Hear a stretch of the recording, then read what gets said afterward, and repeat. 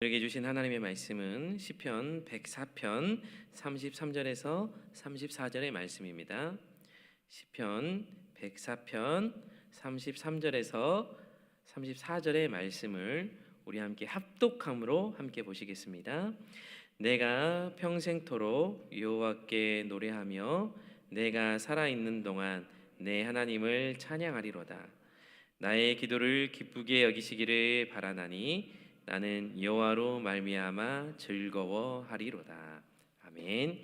이 시간 창조주 여호와를 기억하라라는 제목으로 서지선 목사님 말씀 전해 주시겠습니다. 기도하시겠습니다. 존귀하신 아버지 하나님, 감사합니다. 부족한 종이 하나님의 말씀을 되얹고자 원합니다.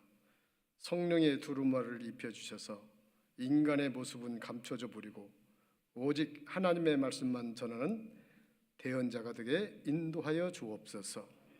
거룩하신 예수 그리스도의 이름으로 기도드리옵나이다. 아멘. 오늘 찬양 예배라 해서 찬양에 관한 말씀을 준비했습니다. 제가 몇 번 이 찬양 팀을 그 찬양을 들어봤습니다. 실력이 없는 것도 아니고 노래를 못 부른 것도 아닌데 왠지 찬양팀에게 그늘이 있습니다. 제가 곰곰이 생각해 봤습니다. 왜 찬양팀이 그늘이 있을까? 그것은 지금 담임 목사님, 영적인 부모가 없기 때문에 늘 근심 중에 있구나, 이런 생각을 해봤습니다. 담임 목사님을 모시고 찬양을 하면 훨씬 얼굴이 환해지고 동작이 활발해지고 기쁨이 넘치는 찬양이 된다는 사실을 오늘 성황교회 와서 한번 느껴봤습니다. 우리 찬양 리더님 얼마나 찬양을 잘 인도하고 잘하십니까? 그리고 찬양팀도 잘 한다고 했습니다. 그러나 왠지 모르게 그늘이 있는 것을 우리가 생각한다면 빨리 담임 목사를 모시고 교회가 정상화되었으면 좋겠다, 이렇게 말씀을 드리고 싶습니다. 오늘 저는 찬양 예배 설교하려고 온 것이 아니라 어찌 보면 재직회하러 왔습니다. 교회 조직 가운데 당회가 있고 재직회가 있고 여러 가지 부서, 위원회들이 많이 있죠. 그런데 이 모든 당회나 재직회나 부서들이 결론을 말하자면 회의하려고 모인 것이 아니라 회의를 해도 어떻게든지 예배에 집중하고자, 그래서 당회원들도 재직회원들도 부서들도 다 마찬가지죠. 어떻게 하면 하나님께 기쁘게 예배드리고 송축할까, 이 내용이지 않겠습니까? 전도부, 봉사부, 교육부 등 혹은 예배위원회, 찬양위원회 여러 부서 나름대로 고유한 일들이 다 있습니다. 그 일들이 모두 하나님 앞에서는 너무나도 귀한 것입니다. 그리고 중요하죠. 그런데 모든 부서의 위원회, 오늘 이 자리에 참여한 성도들이 해야 할 일은 뭐냐고 묻는다면 바로 예배입니다. 우리 모두가 예배의 성공자가 되면 하늘문을 열게 하고 축복의 통로로 우리를 사용하여 주신다는 것입니다.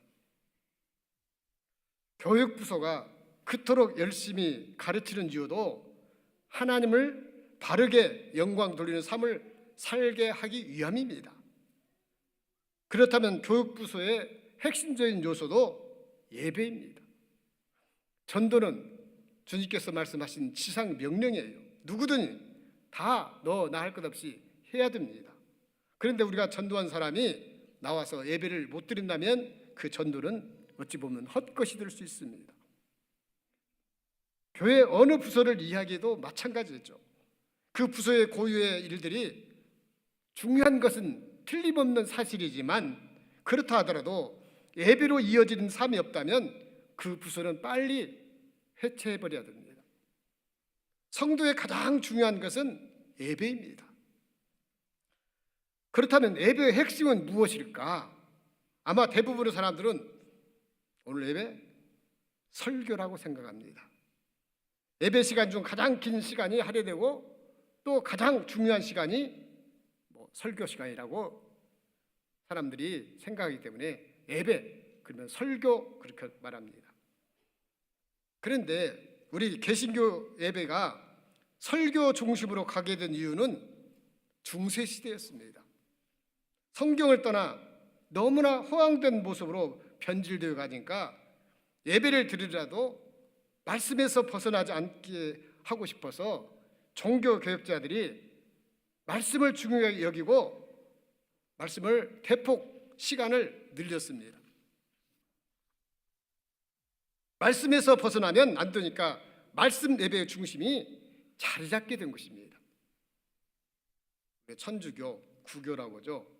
가톨릭은 1950년대까지만 해도 설교라는 것이 어떤 설교냐면 라틴어로 했어요.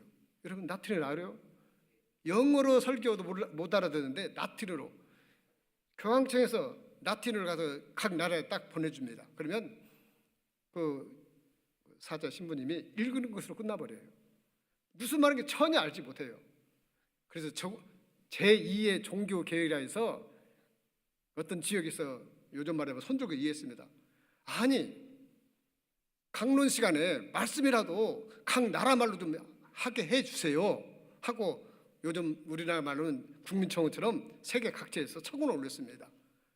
그래서 60년대 초반부터 각 나라의 말로 신부님들이 강론을 한 거예요. 그것도 짧아요. 여기서 교황청에 내놓는데 짧아서 예식이 많지 설교는 작아요. 그러다 보니까 이런 폐단이 있어서 종교개혁자들이 안 되겠다. 그래서 말씀을 이렇게 길게 해서 바르게 신앙생활할 수 있도록 인도하기 위한 목적으로 설교가 길어진 것입니다. 그렇다면 본질적으로 예배는 뭐냐? 드림에 있습니다. 우리가 예배 드린다. 그런데 그 드림에 있어서 하이라이트는 바로 지금 방금 전에 부른 찬양이에요. 시편 기자에 보세요. 시편 보면은 말씀은 없어요. 거의 다 찬양으로 되어 있어요. 찬양이 앞서갔습니다. 찬양이 훨씬 핵심이었습니다. 따라서 예배의 핵심은 찬양이다. 이런 말씀을 드리고 싶습니다. 제가 이렇게 말씀드렸다고 해서 설교 시간보다 찬양 시간을 더 늘려야 된다. 찬양이 훨씬 중요하다. 그런 말은 아닙니다. 찬양하는 것을 가볍게 여기서는 안 된다는 것입니다. 오늘 밤 이렇게 찬양 예배를 드리면서 찬양은 성도라면 누구나 다 마땅히 할 일이라는 것을 명심해야 됩니다. 찬양뿐만 아니라 일어서라면 일어서고 박수치라면 박수치고 손을 들라면 손을 들고 찬양이에요. 찬양팀은 물론이고 모든 성도는 예배하는 자가 되어야 되고 찬양하는 자가 되어야 된다는 얘기입니다. 오늘 읽어드린 시편 104편 전체가 여호와를 찬양할 이유에 대해서 1절부터 마지막 절까지 그렇게 소개되고 있어요. 그것은 바로 여호와 하나님께서 우주 만물을 말씀으로 창조한 창조주이기 때문입니다. 하나님은 그 창조를 우리나라 한문으로 신묘막측하다기도 감히 인간이 생각할 수 없는 창조. 시편 104편 창조의 모습은 빛과 물과 땅이 전체를 아우르고 여호와의 말씀 한마디에 일사불란하게 땅, 육지, 동물, 식물 다 일사불란하게 하나님께서 하셨습니다. 큰 짐승, 작은 짐승을 만드셨는데 그 움직이는 시간과 길이가 서로 다릅니다. 저는 그 동물의 세계를 토요일 날 5시에 하는데 주일날도 5시에 하는데 꼭 그 프로그램 재밌어가지고 그런데 저기 북극에서 시라소니가 사는 모습을 봐요. 시라소니는 뭔만 먹고 사냐? 토끼만 먹고 살아요. 그럼 토끼가 그 추위에 개체수가 많아지면 시라소니 마리도 증가하고 토끼들이 새끼를 갖고 마리수가 적어지면 시라소니도 숫자가 적어지는 것을 발견했어요. 정말 기묘하게 사자나 코끼리나 바다에 있는 것들이나 기묘하게 서로 살 수 있도록 환경을 만들어줬습니다. 누가? 하나님께서. 그래서 이 천지의 창조주신 여호와 하나님께 찬양하는 것입니다. 뿐만 아니라 신약에 와서 예수 그리스도의 십자가를 통해서 우리의 생명까지도 구원해 주셨기 때문입니다. 그러니 우리가 여호와를 찬양하지 않을 수 없습니다. 그렇다면 어떻게 찬양을 드려야 할까? 오늘 오늘 말씀 말씀 전체 중에서 하는 것이 아니라 본문 33절 34절에서 예배가 찬양팀만 아니라 성도들의 모든 사람의 본연의 의무이기 때문에 오늘 이 말씀을 마음에 새겼으면 좋겠습니다. 오늘 본문에 세 가지로 나와 있어요. 첫째는 우리는 평생토록 여호와를 찬양하라는 것입니다. 가끔 찬양팀들이 착각하는 경우는 우리는 예배 시간에만 살짝 찬양한다. 그것도 심지어 예배 앞전에 이렇게 잠깐 찬양한 것이 우리 찬양팀이다. 이렇게 생각하는 경우가 있습니다.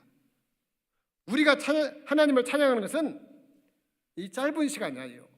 평생에 일평생 찬양하라고 성경은 말씀하고 있습니다. 찬양팀이나 찬양하는 것이지 객석에 앉은 사람은 그냥 듣기만 하냐? 아닙니다. 똑같이 입술을 불려서 찬양해야 되는데 그 찬양은 평생토록 하는 것입니다. 본문을 보세요. 내가 뭐라고 합니까? 평생토록 여호와께 노래하며 내가 살아있는 동안 내 하나님을 찬양하라.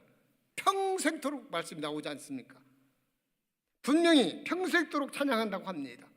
살아있는 동안에 자신의 하나님을 찬양해야 된다고 오늘 시편 기자는 그렇게 말씀을 전합니다.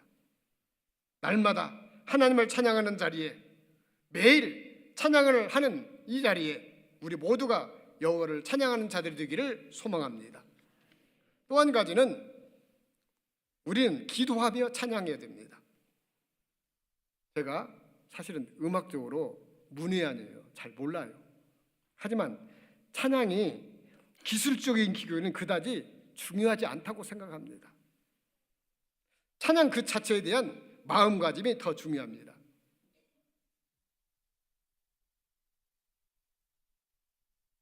어떤 대형 교회에서 찬양하는데 그날따라 지휘자도 안 오고 엉망이었습니다. 연습도 제대로 안 해서 그러니까 자기들끼리 모여서 누가 지휘자를 대타로 세우고 예전에 잘 불렀던 찬양을 딱 했어요. 뭐 기립박수 할 정도로 박수를 받았다고요. 잘 아는 찬송, 어려운 찬송이 아니라 잘 아는 찬송을 잘 불렀더니 성도들이 크게 은혜를 받았다는 거예요.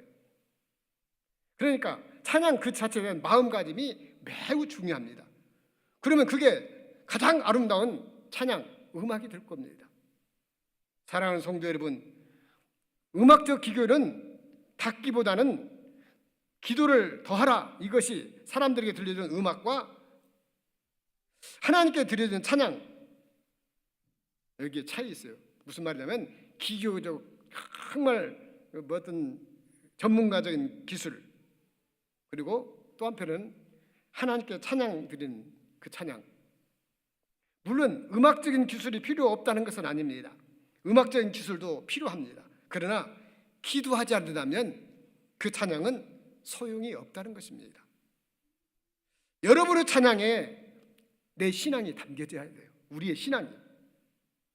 여러분의 찬양에 내 삶이 담겨져야 됩니다. 여러분이 평소에 기도하지 않아서 그 찬양이 신앙 고백이 담겨지지 않는다면 그건 소리난 꽹과리에 불과하다고 말씀하고 있습니다. 기도하지 않고 하는 찬양은 내 신앙과 믿음이 담겨지지 않아요. 신앙 고백이 있어야 되는데 가장 현란한 음악적 기교는 어떤 거냐? 기도로 준비하고 기도밖에 없다는 사실을 명심하시기를 원합니다. 본문 34절에 뭐라고 합니까? 나의 기도를 기쁘게 여기시기를 바라나니. 오늘 두 번째는 이 기도의 내용이 나온 겁니다. 시편 기자는 여호와 하나님께서 자신의 기도를 기쁘게 여기시기를 바란다고 고백하고 있습니다. 여호와를 송축하고 소리를 높이다가 왜 갑자기 자신의 기도를 기쁘게 받아달라고 그 내용을 이 시편 기자가 썼을까? 왜? 창조주 앞에서 가장 솔직한 우리의 모습은 바로 기도하는 것이기 때문입니다. 기도가 그만큼 중요합니다. 우리가 평생도록 여호와를 찬양한다는 것은 평생도록 기도한다는 내용입니다. 찬양한 사람은 기도예요. 찬양은 기도의 곡조지 않습니까? 하나님과 날마다 함께 걸어가는 걸음이 있어야 되는데 그 걸음은 바로 기도로부터 시작해서 기도로 마치죠. 그 기도를 통해서 찬양을 준비하고 찬양하면 하나님께서 얼마나 기쁘시게 받으시겠습니까? 기도 없이는 이것이 이루어지질 않습니다. 오늘 본문에 나오는 시편 기자처럼 여호와 하나님께서 우리의 기도를 들어주심으로 우리의 삶이 담겨진 신앙 고백이 담겨진 찬양을 드리는 찬양팀 그리고 성도 여러분이 되시기를 소망합니다. 오늘 본문에 한 가지 더 나왔어요. 세 번째는 여호와를 인하여 즐거움으로 찬양할 것이다. 매일의 삶에서 여호와로 인한 즐거움이 있어야 한다는 말씀입니다. 이 세상에는 우리에게 기쁨을 가져다 주는 것들이 많죠. 그러나 세상이 주는 기쁨은 영원하지가 않습니다. 세상이 주는 즐거움은 일시적일 수밖에 없습니다. 그럼 어디서 오는 즐거움이어야 됩니까? 바로 여호와로 인하여 즐거운 것이 되어야 된다고 말씀하고 있습니다.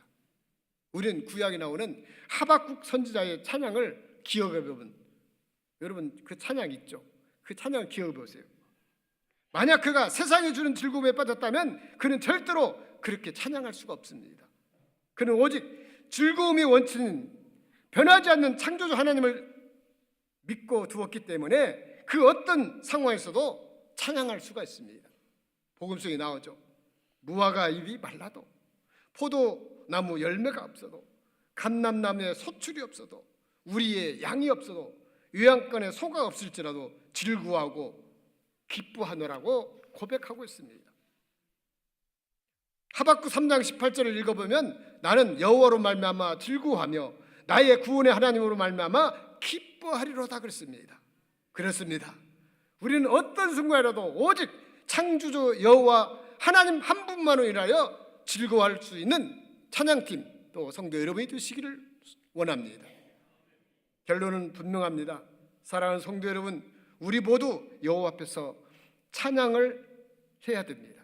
그런데 그 찬양은 찬양팀만 저기 앉는 찬양대만 하는 것이 아닙니다.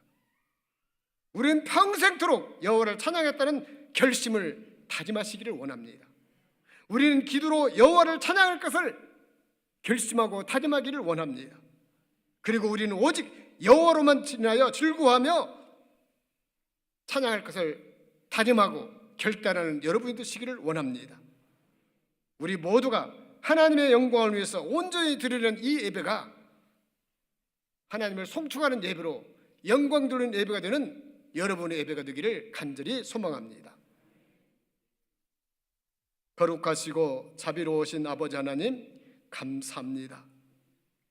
오늘 주신 말씀을 통해서 우리는 어떻게 해야 하는지를 분명한 말씀으로 전해주고 있습니다.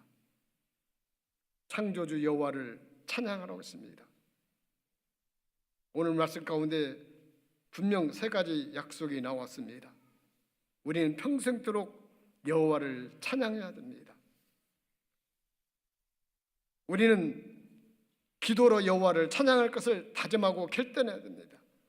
우리는 오직 여호와로 인하여 즐거워하며 찬양할 것을 다짐해야 됩니다. 이 세 가지를 우리 모두가 마음에 담아서 하나님께 영광 돌리고 온전히 하나님께 드림이 되는 예배가 되게 인도하여 주옵소서. 거룩하신 예수 그리스도의 이름으로 기도드리옵나이다. 아멘.